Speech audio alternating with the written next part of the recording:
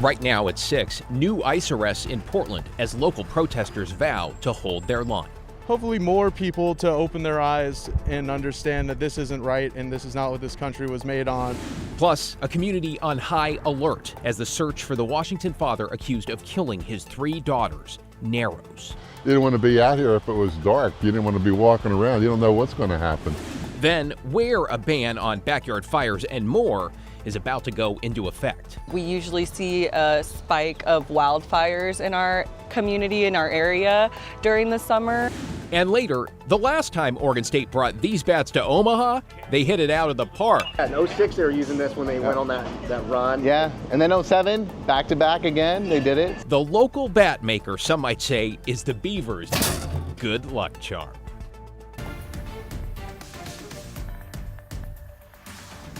Good evening, everyone. We want to get right to breaking news in central Washington, where the search has narrowed for the father accused of murdering his 3 young daughters. The Chelan County Sheriff's Office saying it believes Travis Decker is alive and they know where he is. Authorities say some folks out hiking today came across a man they believe was Decker in an area near Leavenworth known as the Enchantments, more specifically Kolchak Lake. Witnesses say the man was alone, avoiding people, and did not look prepared for a hike.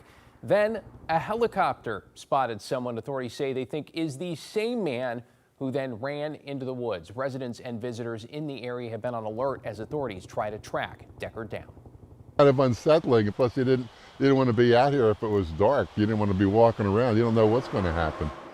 Well, Decker is charged with 3 counts of murder and kidnapping after he failed to return his daughters, Olivia, Peyton, and Evelyn, following a scheduled visitation. Officials are offering a $20,000 reward for information leading to his arrest. We continue at 6 with immigration-related protests across this country, including a small group who are essentially camping out outside the ICE facility in South Portland. We'll check in on them in just a moment. But first this evening, we've learned from local immigration lawyers that 2 more asylum seekers, one from Venezuela, another from Ecuador, have been detained in the Rose City after they appeared in court. Though it appears unlike the 2 people we reported on last week, a federal judge intervened before they were moved to a detention center. That means they will remain in Oregon for at least 2 more days. The Innovation Law Lab, who's been helping these asylum seekers, said in a statement, quote, "Even when we have attorneys at the courthouse ready to intervene, ICE is literally racing to grab people and disappear them from their families and communities," end quote. ICE says asylum seekers will be given what's called a credible fear hearing, an assessment of the risks of returning them home to see if they can remain in the country. Well, let's talk about the ongoing demonstrations in Portland now, particularly those outside the ICE facility. Devin Haskins is live in South Portland. So, Devin, what are you seeing right now? Yeah, right now the encampment a little bit small, making some noise. You got some person on a bullhorn right now trying to get the cars to honk as they go by. But the encampment pretty small in numbers, but they say that they are not giving up and not going anywhere anytime soon. This group, though, standing in solidarity with families being detained or separated during immigration raids without due process. They're calling out what they see as unlawful detentions and deportations, many involving parents, grandparents, and children. The group says they're here to support human rights and at this moment demands action. My message is, God help us. The United States of America might be over unless we all get out on the streets, because only the power of the people can fight back against this tyranny.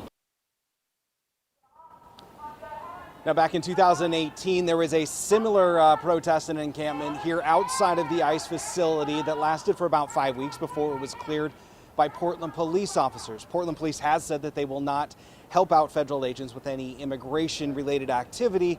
But earlier today, they were here posting no camping signs in a public easeway between the federal building and a storage building. They say those signs said that it's a no camping zone and that the encampment must be broken up within the next 72 hours. Back to you. Devin Haskins in South Portland tonight. Appreciate the update, Devin. Here are headlines now. The driver charged with attempted murder for allegedly trying to take out a motorcyclist on Highway 26 has now ditched his GPS anklet and made a run for it. According to court documents on Monday, Samir Helio Pazotto Filho removed his GPS monitor, and the person responsible for him under court order found it sitting on the couch. You may remember this video from the May 5th incident near Cedar Hills Boulevard, recorded by a dash cam. That motorcyclist survived and suffered only minor injuries. The suspect was out on $250,000 bail and under house arrest. We'll have more tonight on KGW News at 11. Oregon child welfare officials are asking for help finding a missing 3-year-old. Amani Ray Keith went missing with her mother, Emma Keith, from Beaverton on Friday. Officials say Amani may be at risk and could be in the Portland metro or Vancouver area. Anyone with information is urged to call 911. And a serial armed robbery suspect in Multnomah County has pleaded guilty to 6 robberies. Authorities say Corey Jackson robbed 5 marijuana dispensaries and a bar. This is surveillance video from some of them. An accomplice is already serving a 20-year sentence. Jackson is set to be sentenced next month and still faces charges in other counties. Matt? All right, David, thanks very much. Much cooler today. I'm sure everybody noticed that. And it's beautiful. Some scattered high clouds. Temperatures dropping now. We're down to 84. Topped out generally around 85 degrees. With the clear sky tonight, though, great opportunity to check out the full strawberry moon. It hangs very, very low in the sky. And in fact, we've got clear weather here. Some low clouds at the coast. The exact time of fullness at 12:44 a.m. But as soon as it rises, you'll notice that it is a full moon. And there's something else that's special about the moon tonight. It is called a major lunar standstill because the moon is on a 19-year cycle where it gets a little higher in the sky and a little lower in the sky. Now, here in June, in summer, the northern hemisphere hangs low in the sky anyway, but this year it's extra low because we're at that 19-year cycle. So it's only going to climb to about 15 degrees above the horizon, which means you don't have to look like that as opposed to like in December when you have to look clear up over your head. Moonrise, 9:17 in the southeast sky. So it'll be fun to watch that later on tonight. Hey, rain check. Not much rain, of course, this month. We're already about a ½ an inch below average. It is our 3rd driest month of the year on average, and there is no rain in the forecast at least through the weekend, David. Major lunar standstill. Learn something new every day. Thanks, Matt. Well, as we head toward the start of summer and into wildfire season, Vancouver is about to implement a recreational burn ban. Daisy Caballero with the details. The burn ban goes into effect at midnight this Friday, June 13th for the city of Vancouver. This means no campfires, no fire pits, and no outdoor fireplaces. Vancouver Fire Marshal Heidi Scarpelli made the announcement Tuesday afternoon, saying the burn ban is based off of a few things, including weather conditions, how dry vegetation is, and community fire safety needs.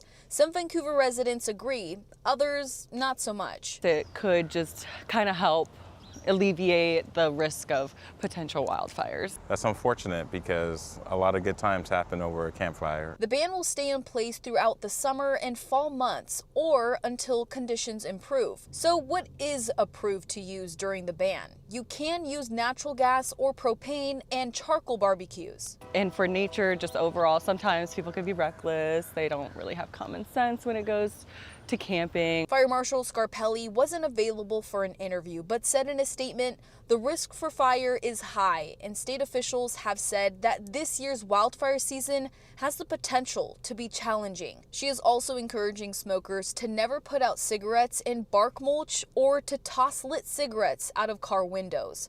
Those who violate the recreational burn may get cited and receive a $500 fine, which may include criminal penalties. To hear that, that's depressing. So I need to get some firewood and do this before Friday. That's crazy. I didn't even hear about that.